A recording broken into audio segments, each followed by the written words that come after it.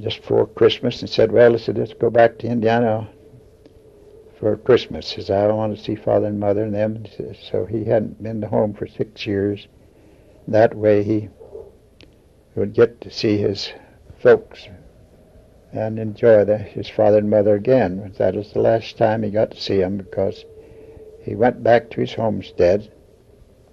And but in the meantime, though, Chuck, he had was in Bicknell one time with his older brothers, and he seen a couple of girls on the sidewalk.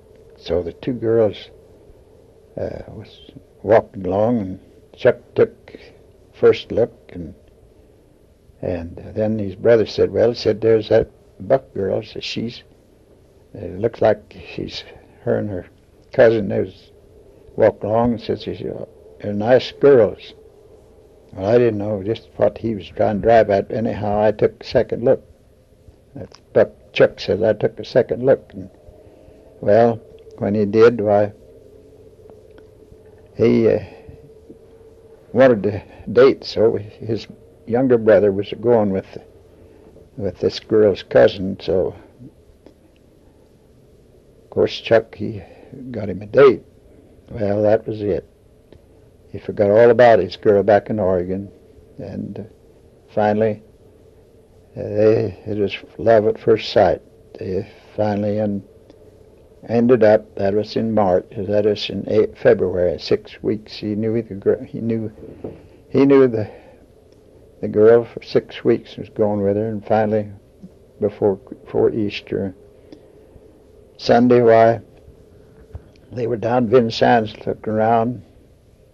He said the girls kept looking at furniture and this, that, and the other, and so first thing you know, somebody said something about, well, it'd look awful nice in a home, and the first thing you know, somebody suggested getting married. Well, that was a bad thing to bring up, but it eventually did. Chuck said they decided they'd get married on Easter Sunday.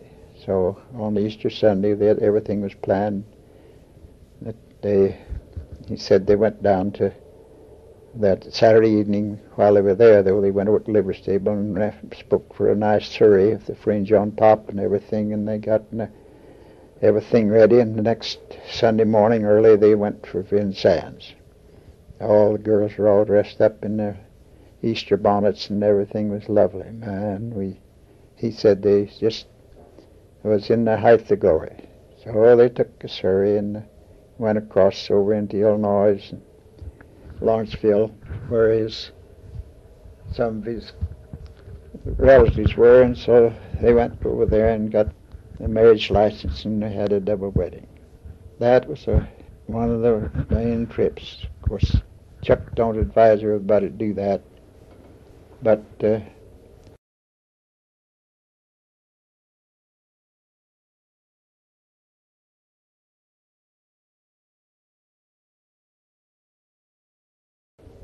two families all went along fine, and finally Chuck, he decided he'd go back to Washington, get him a job, and then he could take his wife with him. Well, they got out there. He got out there and got his job, sent for his wife, and by the way, she got on she sent for her, and she took the train. She was on the train a week by herself. Coming out, she was a brave little girl. So, come out to Walla Walla, and Chuck had him a little apartment there, and they went to living. So, they lived there a while. He learnt the laundry trade. Then they decided they'd want to go down to Portland, see what was down there. Well, of course, you know the foxes are always on the run, so they pulled stakes and went on into Portland. Well, they got down there and got a job, and had a bunch of little money saved up in the bank there, and it's going to build them a house and buy them a place.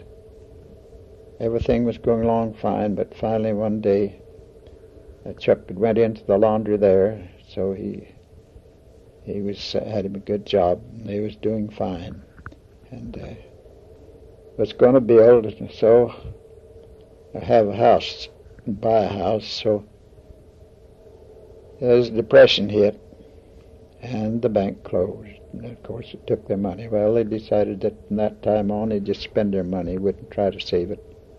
So that's what they done, and they got tired of Portland. Of course, they moved on to Roseburg. Well, they got down there, and he got him a job there, and he changed his trades. He went to work learning the plumber's trade. So they went along fine there, and finally their oldest boy was born.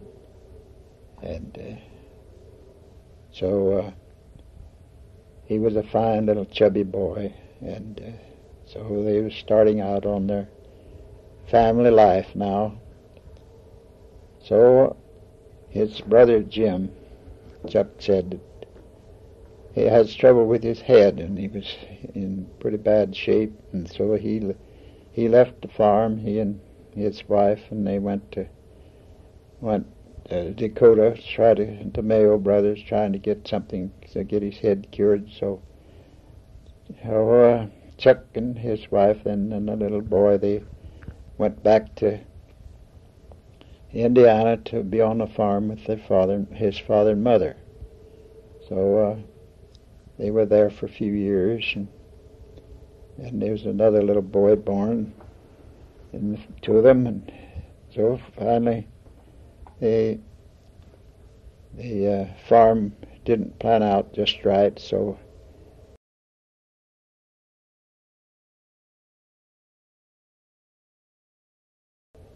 Chuck took his plumbing trade and went into Bicknell and went to work there for a fellow, and so that brought their runnings pretty well up. So they settled down then in Bicknell, built 3-4 houses in the rounds, and the family grew, and they lived there till in the 20s. Then in the 20s they moved to Upland, Indiana. At that time they had 5 children, 3 girls and 2 boys. So it's that they moved in there and bought them a house, and Chuck went to school to study singing and work and get prepared for evangelistic work at Taylor University. So from there on, things went fine, and that stopped his running around because they had 5 children, and that in 22, tragedy struck the home. They finally was going to Sunday school there, and Chuck had already fixed him up, had another orchestra started in the Sunday school, and of course Howard and the second boy and the 2 girls, Thelma and Jewel. Thelma was pulling Jewel on the sled, and the car come along and run over them, mashed them all up, and brought them home took them home to die. They didn't think they'd live. So the church and the college and the people all around had heard it. They went to prayer. Well, that evening at midnight, there's 2 college girls staying there taking care of them, watching over them while them helping out. So little Jewel, she got up off the bed and went to play with her toys. So then Thelma didn't come to till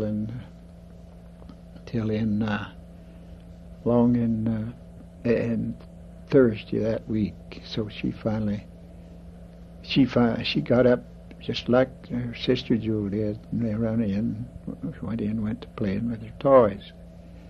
But her arm was all mashed in the splinters, and the doc wanted to take it off, but Chuck said he wouldn't let him, and finally it proved out the Lord healed her, and she's got a fine arm, and she's in fine shape, and so the Lord was so good to the Chuck and his new bride that he run off with to get married. But it don't make any difference how you're married. You can have a big fine wedding and get a divorce a lot of times, and then you can have a runaway wedding and get married when you want to and have a wonderful family. So that's what has turned out to be the gist of all of it. So now when they're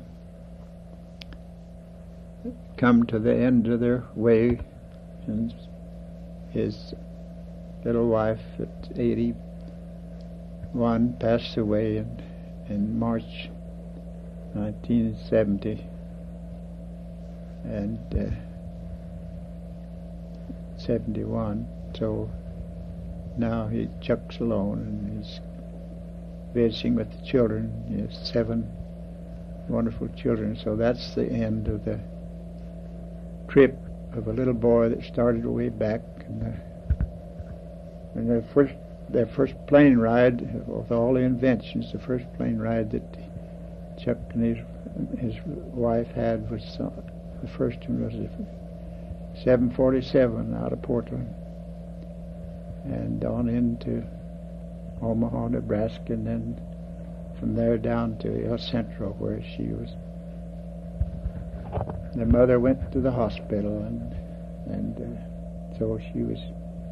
That ended the marriage and the life of the little boy Chuck, and so he